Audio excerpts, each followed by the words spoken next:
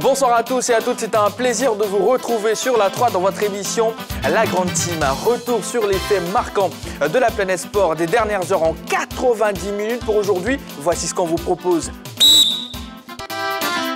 Sommaire. Au menu ce soir, LGT News. Hendrick, le crack brésilien de 16 ans qui vaut 47 milliards, ça fait le buzz. Qatar 2022 au quotidien. Tout sur les affiches des 2 premiers quarts de finale du mondial ce vendredi. Bonne soirée avec la Grande Team. La compétition de football du moment, c'est le mondial Qatar 2022. Nous sommes au stade des quarts de finale. Et ce soir, on s'interroge, faut-il s'attendre à des surprises pour ces quarts de finale? Vos réactions sont attendues au plus 225 27 21 59 93 99. Il y a également la page Facebook de la 3. Je reprends la question pour vous. Faut-il s'attendre à des surprises pour ces quarts de finale? Voici les news pour aujourd'hui.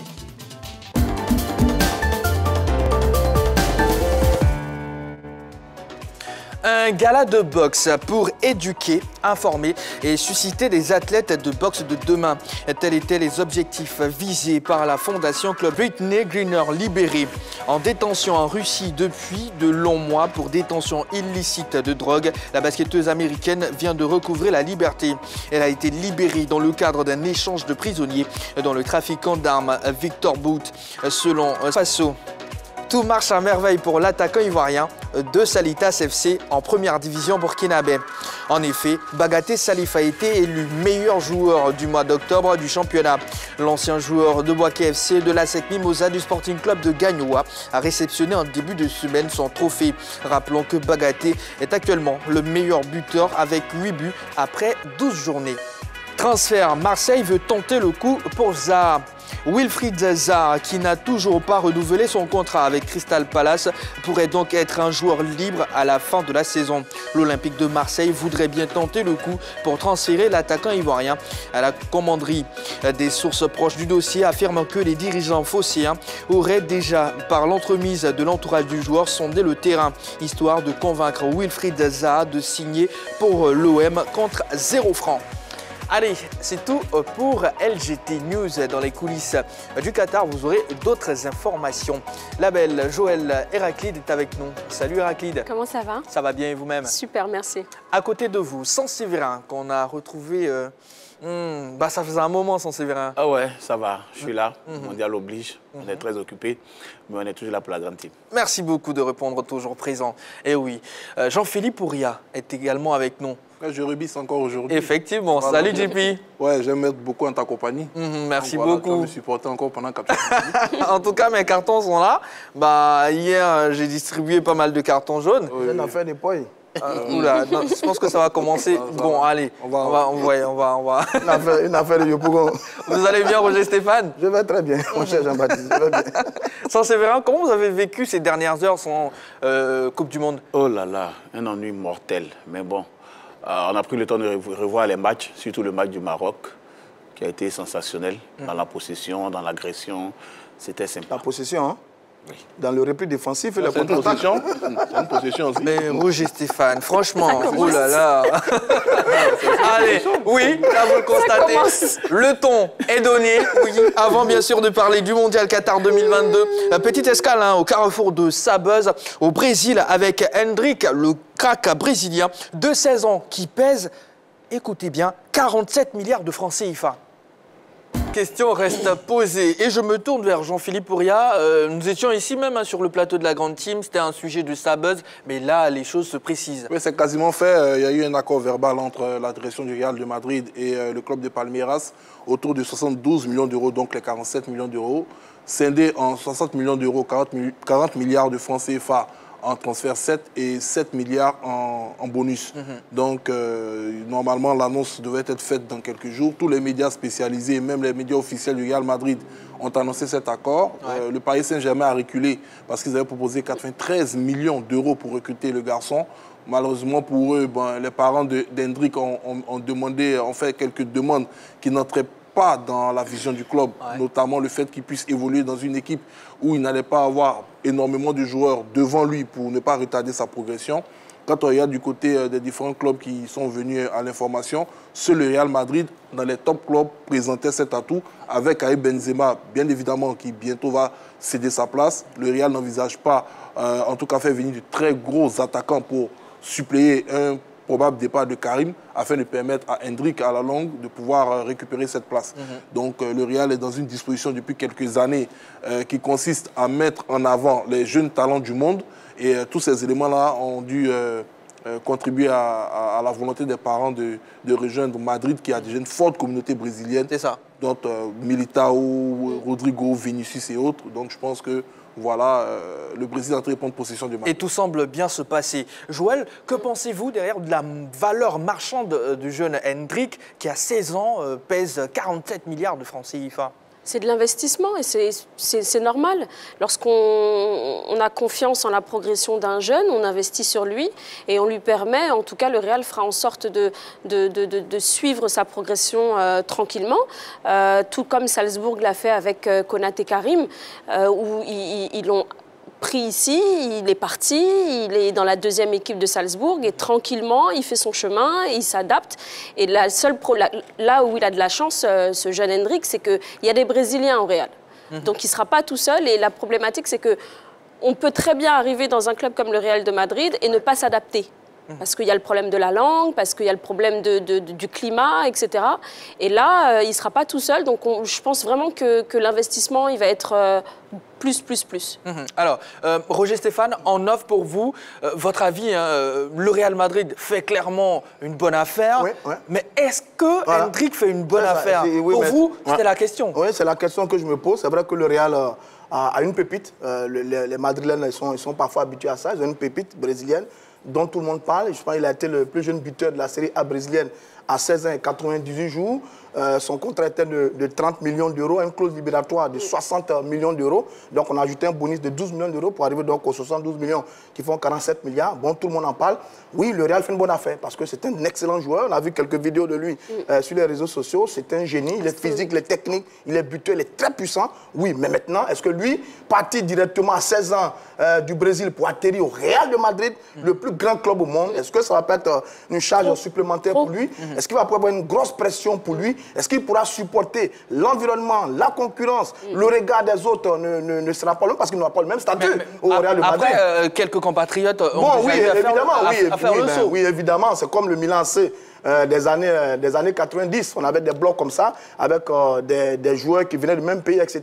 Maintenant, ce qu'il faut savoir, c'est que ça aussi, ce n'est pas nouveau au Brésil. Au Brésil, à chaque saison, on a toujours un génie de 17 ans. On a commencé avec Pelé, il y a eu Romario, il y a eu Bebeto, il y a eu Ronaldo, il y a eu Ronaldinho, il y a eu Denilson.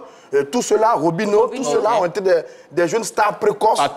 Pato, etc., etc. Donc on est habitué à ça avec le Brésil. Maintenant, il est en Europe. Il vient en Europe, je crois. Il va venir à 18 ans. En 2024. Voilà, quand il aura 18 ans, il va venir et on va voir ce qu'il vaut réellement. Parce que le football européen, c'est un autre niveau. Et surtout, sans couper, surtout, là maintenant qui sait qu'il va partir au Real, comment lui, mentalement, il va réagir? Est-ce qu'il ne va pas prendre la grosse tête? Est-ce que justement, de prendre la grosse tête, ça ne va pas diminuer ses statistiques aussi? Parce qu'on le sait, dès qu'il commence à prendre la grosse tête, les joueurs, sur le terrain, ça se ressent. Donc, est-ce qu'à 18 ans, dans 2 ans à peu près, est-ce qu'il sera dans les mêmes conditions qu'il est là aujourd'hui? Pas si sûr. Allez, sans Sévérin, est-ce que vous pensez que chez les merengues, Endrick pourra s'épanouir? Je le crois fortement. La première des choses, c'est l'adaptation. Quand on part d'Amérique du Sud en Europe, c'est l'adaptation. Et là, il y a une colonie brésilienne déjà à Madrid. L'adaptation sera facile. Le problème, c'est que Endrick va jouer souvent au même poste que ses aînés qu'il vient trouver là. Les Vinicius, les Rodrigo, ou peut-être même à la place de Karim Benzema. Mais comme l'a dit Joël, de maintenant à 2024, est-ce qu'il sera toujours dans les mêmes dispositions? Parce que souvent, la culture brésilienne et la culture européenne sont tellement différentes que certains joueurs ne supportent pas. Du coup, ça freine leur progression. Je pense que le Real Madrid pense faire comme le Barça qui a investi beaucoup sur Lionel Messi pour atteindre un certain niveau. Mais avec Endrick, on verra ce que ça va donner. On verra ce que ça va donner. Mais ce qui est sûr, c'est que l'adaptation sera facile en Espagne. Jean-Philippe. Moi, en tout cas, je ne pense pas que le Real puisse déjà investir 47 milliards de francs CFA sur un joueur et puis le laisser uniquement à Palmeiras sans avoir un regard sur sa progression. il est évident qu'étant en Palmeiras, il aura des scouts, il aura des entraîneurs qui vont aller à chaque fois le mettre un tout petit peu à niveau physique, tactique, concernant non seulement le jeu en Europe, le jeu au Real. Il va être déjà préparé mentalement à intégrer le Real Madrid. Il le sait, quand il viendra à 18 ans, soit il viendra en tant qu'un super footballeur comme Neymar, Robinho, c'est-à-dire il intégrera directement l'équipe première, soit il va suivre le même cursus que Vinicius et Rodrigo en passant un tout petit peu par la Castilla avant de venir en équipe première. L'autre aspect, c'est que le Real de Madrid, ces dernières années, a beaucoup misé sur des entraîneurs qui avaient la capacité de pouvoir aider les jeunes joueurs à progresser. Et on a ressenti cela avec le retour de Carlo Ancelotti. Au départ de Carlo Ancelotti, on sait que le Real va chercher un profil pareil. On parle d'un retour probable de Xabi Alonso, qui est sur le banc de touche en Allemagne de la formation du Bayer Leverkusen. Donc, tous ces éléments-là vont compter énormément dans le choix du futur entraîneur. Et je pense que le Real a à sa tête, je ne vais même pas parler du président, mais une administration assez rodée depuis ces dernières années avec la progression des joueurs.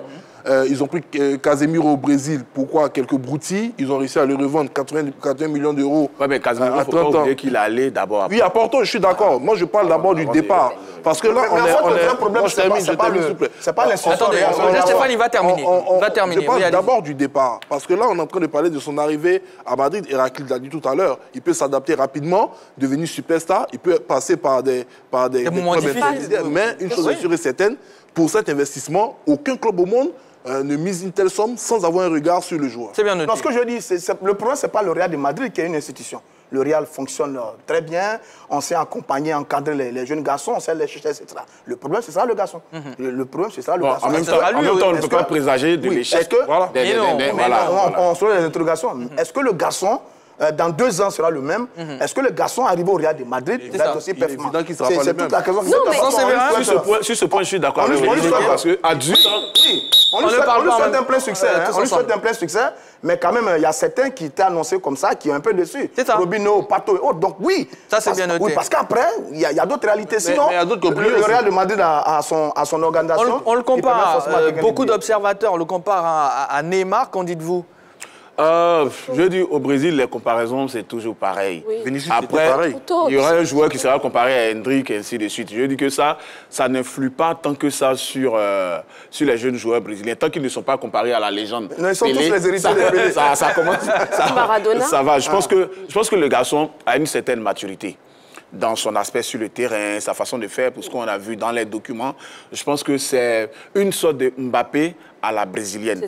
Et j'espère, même si je suis barcelonais, que ça va marcher pour lui. Allez, c'est avec vous qu'on va terminer, Héraclite, sur ce sujet-là. Oui, comment vous le voyez dans 2 ans? Comment je le vois dans 2 ans? Je pense ça marche de progression.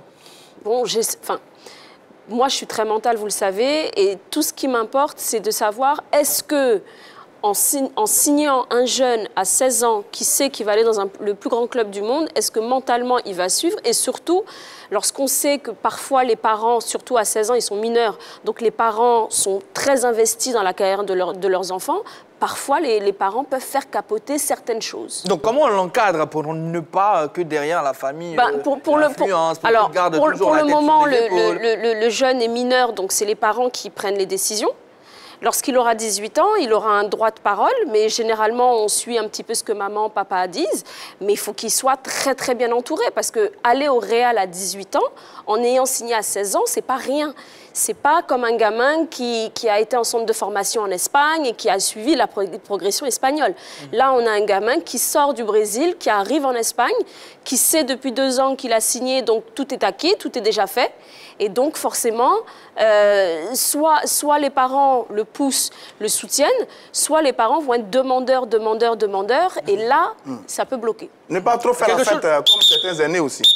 Quelque chose d'important que vous voulez ajouter. Ce que je veux dire simplement, c'est que ce n'est pas la faute à l'enfant s'il signe à ce montant, à cet âge au Real. Ah non, c'est la faute au marché. Non, ok, et à son talent aussi. Ouais, il faut qu'on le sache parce que beaucoup de personnes essaient de lier peut-être sa progression au fait qu'il ait signé. L'argent, c'est entre Palmeiras et le Real. Et c'est parce que beaucoup de clubs étaient prêts à anticiper sur on parle de valeur marchande, on ne parle pas de transfert. C'est la faute à son talent. C'est la faute à son talent, oui, pour terminer.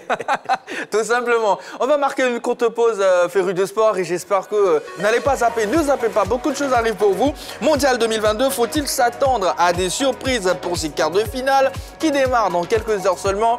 C'est sur la 3, on en parle dans pas longtemps. Restez avec nous, ne zappez surtout pas.